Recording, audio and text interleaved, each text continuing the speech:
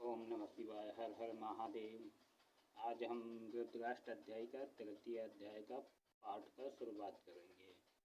सबसे पहले ये ध्यान दें, कभी भी वेदों का पाठ करें तो वेद का या अष्टाध्यायी का पाठ करने से पहले गायत्री मंत्र का एक माला जरूर जप किया करें। इससे क्या होगा कि गायत्री मंत्र जाप करने से वेद को पाठ करने में आसानी होगी। रहा सवाल कि गायत्री मंत्र जब 3 ही जातियों का अधिकार है, ब्राह्मण, क्षत्रिय और राजपूत।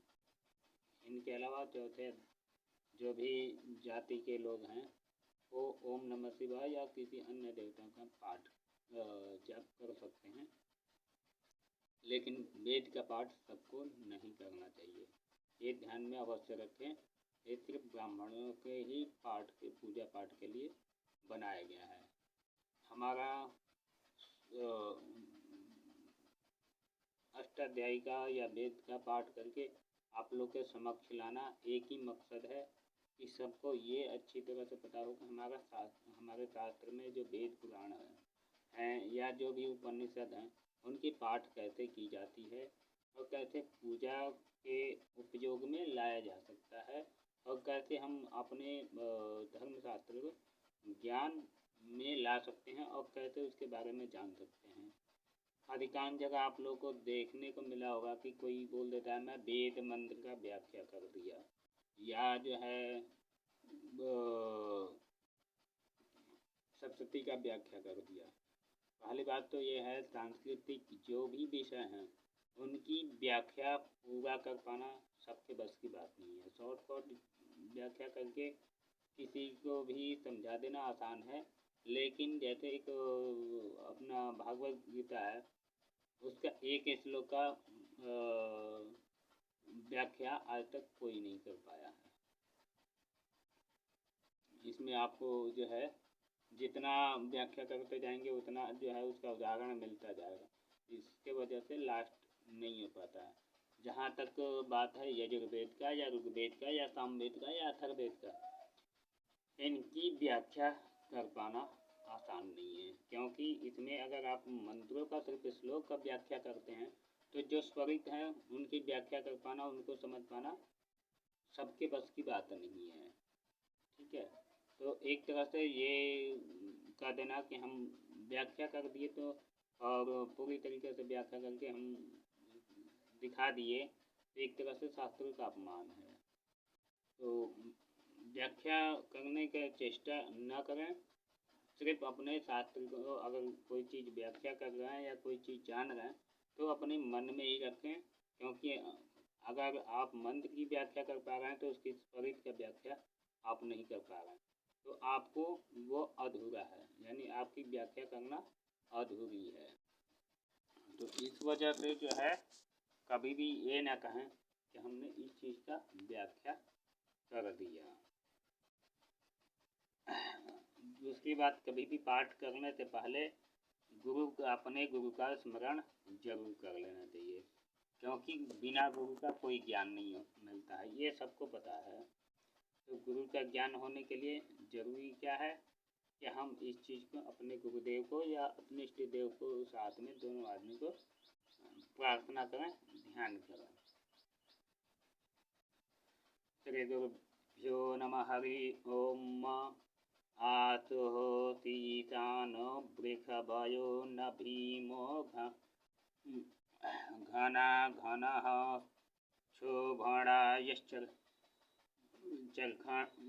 चलखड़ी नाम सुक्रन्दनो निमिष एकवीराः शतगुंसेना अजयन्त शाकमिन्द्रः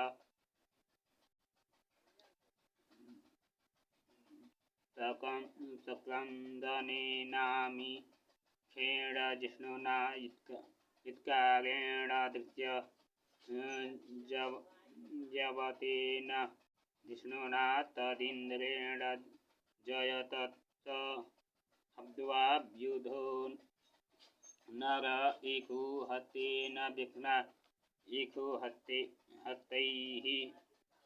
शनिकं गिभि गेभिर्भवति सद्गुं सृष्टा सयुध इन्द्रो गणेन सद्गुं सृष्टजित सोमपाबाहो सुधियगधन्वा प्रतिहिताभिरस्ता बृहस्पते परिदिया रथेन रक्षोहा मित्रा अपवादमानः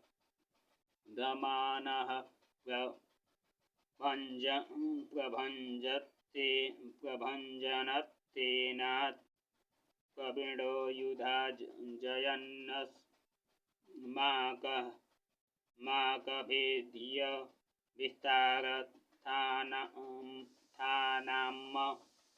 एक बात ध्यान रखते हैं, लास्ट में किसी भी मंत्र में अगर कट की रेखा है तो उसको आधे ही बोलेंगे।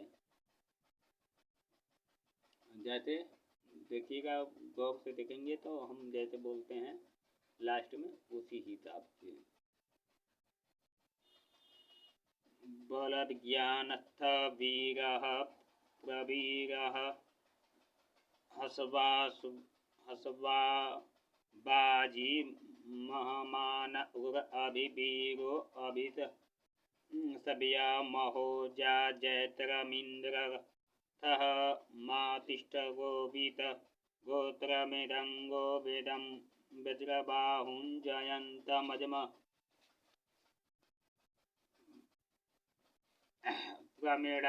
प्रमिडन्तमोजसा इमगुं सजाता अनुवीरा यद्व मिन्द्रगुं सखायो अनुसगुं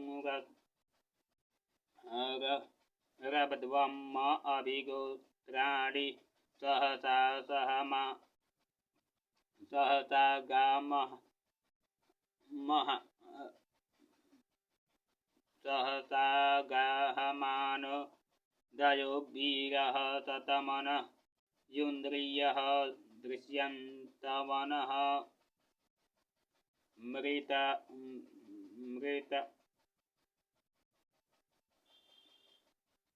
प्रीतनाखा इद्योस्माकगुंसेन अवतप्रयुक्तु इंद्र आता नेता बृहस्पति दक्षिणा यज्ञः उर हेतु सोमः देवतेना नामभिभञ्जति नाञ्जयन्ति नामरुतो यन्त्वग्रम इन्द्रस्य विष्णो वरुणस्य राज्ञ आदित्यनामरुतागुं सर्ध उग्र महामनसा भुवनस्य वानाङ्गोको देवाना जयतां मुद्रस्थात् ऊर्ध्वखयम घवना युधान्युत्तत्वनाम मकानाम नागुंसि उद्वत्र हन्वाजिनां वाजिनां निद्रथानां जयताञ्जन्तु घोखाः अस्माकमिन्द्रः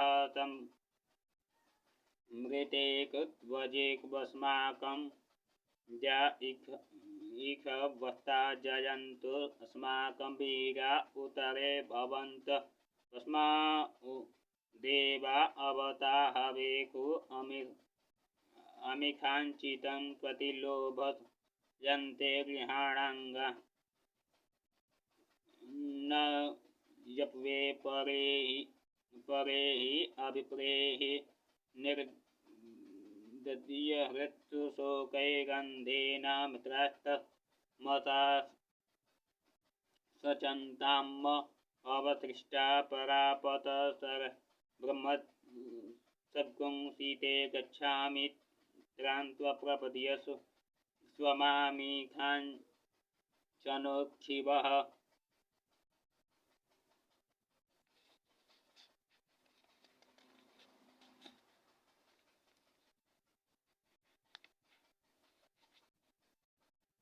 जयता नर इंद्रो वः शर्मा जिक्षतु उगवः सन्तु बाहवो नाधिष्णा यथा तथा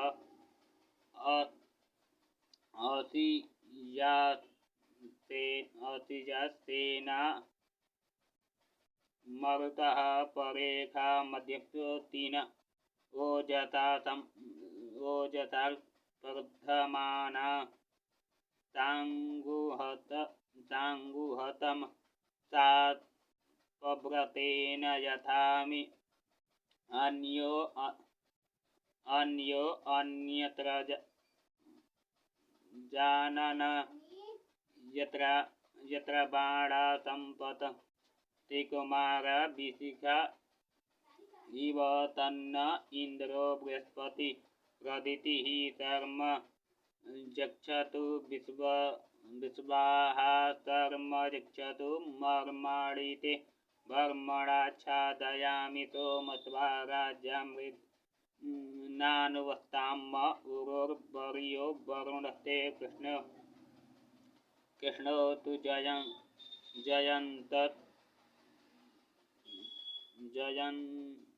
जयन्तन्त्वानुदेवा मदन्तु हरिः ओम। ये रुद्राष्टाध्यायी का तीसरा अध्याय समाप्त हो गया। हमेशा ध्यान दे विद्यार्थी, कभी भी मैं आप लोग को बार बार बता रहा हूँ, कभी भी अष्टाध्यायी खरीदें रुद्राष्टाध्यायी तो बेड़ेराम गौड़ का ही खरीदें, और जो है बेड़ेराम गौड़ का ही खरीद करके और उसका अध्ययन करें। हमने आप लोग को जो है पूरा तीसरा अध्याय भी आज पाठ करके बता दिया। ये ध्यान रखें, जब चैनल को सब्सक्राइब करके बगल में जो घंटी होगी उसको ऑल पे कर दोगे आप लोग, तो जो भी हमारा वीडियो होगा वो सबसे पहले उसका नोटिफिकेशन आप लोग को जाएगा। तो इस तरह से आप लोग को अध्ययन करने में, जो भी ब्राह्मण परिवार के बच्चे हैं उनको अध्ययन करने में आसानी होगी। ठीक है, तो और जितने लोगों में शेयर करेंगे बच्चों में, उतना ही बच्चे जुड़ेंगे, उनको भी शिक्षा मिलेगी, तो उनके लिए भी ज़्यादा महत्वपूर्ण और जो है अच्छी बात होगी कि वो भी सीख करके समाज में लोगों का कल्याण कर पाएंगे। हमारा वीडियो बनाने का मकसद सिर्फ यही है कि जो भी सनातन धर्म से जुड़े हुए लोग हैं उनको सही जानकारी, सही शिक्षा और सही ज्ञान मिले। उनको ये अच्छी तरह से पता होना चाहिए कि हमारा शास्त्र कहता है, किस शास्त्र का किस हिसाब से पाठ किया जाता है, उसका नियम क्या है, ये सारी जानकारियाँ उनको हासिल हो। और जितना आप लोगों में शेयर करोगे उतने लोग जुड़ेंगे, जितने लोग सब्सक्राइब करोगे उतने आपको जानकारी मिलेगी। जो भी हमारी वीडियो डलेगी वो आपको मिलती रहेगी। ठीक है, तो इसको जितना ज़्यादा से ज़्यादा शेयर कर पाएँ शेयर करें, और लोगों के बीच में वेद का हर घर में होना अनिवार्य है। ये सबसे पहली जरूरी है, क्योंकि जिस घर में वेद होता है वहाँ अपविष्ट चीज़ें नहीं होती हैं। जहाँ इसका अध्ययन होता है वहाँ नॉनवेज वगैरह मादक पदार्थ नहीं होना चाहिए, क्योंकि ये वेद का अपमान होता है। सबको पता है कि ब्रह्मा जी के मुख से 4 वेद निकले थे। ब्रह्मा जी के मुख से 4 वेद निकले थे, जिसमें से पहला वेद था ऋग्वेद, दूसरा यजुर्वेद, तीसरा सामवेद, चौथा अथर्ववेद। तो अथर्ववेद की मान्यता खत्म है। अथर्ववेद गायन वगैरह में ज़्यादा आता है, सामवेद की अथर्ववेद गायन में आता है। ठीक है, हर वेद की अपनी अपनी शाखाएं हैं। ठीक है, जैसे वृक्ष की शाखा होती है वैसे वेदों के भी शाखाएं होते हैं, उनके उपनिषद होते हैं। ठीक है, ज्योतिष विद्या जो है एक वेदों से निकला हुआ, जैसे एक आँख होता है वो आँख है। आप लोग अक्सर देखते होंगे कि कोई भी मुहूर्त निकालना होता है, कोई भी चीज़ देखना होता है तो पंचांग की ज़रूरत पड़ती है। पंचांग की क्यों ज़रूरत पड़ती है? इसी चीज़ के लिए ज़रूरत पड़ती है। तो पंचांग के द्वारा हम देख करके ये पता कर लें कि हम अगर अपने घर में पूजा पाठ कर रहे हैं या कोई भी शुभ कार्य कर रहे हैं तो किस दिन को हमारे लिए बेहतर होगा। तो ये वेदों से ही निकला हुआ ज्योतिष शास्त्र है, जिसे आँख कहते हैं, चक्षु। ये वेदों का आँख ही है। ठीक है। ओम नमः शिवाय। आज के लिए इतना ही।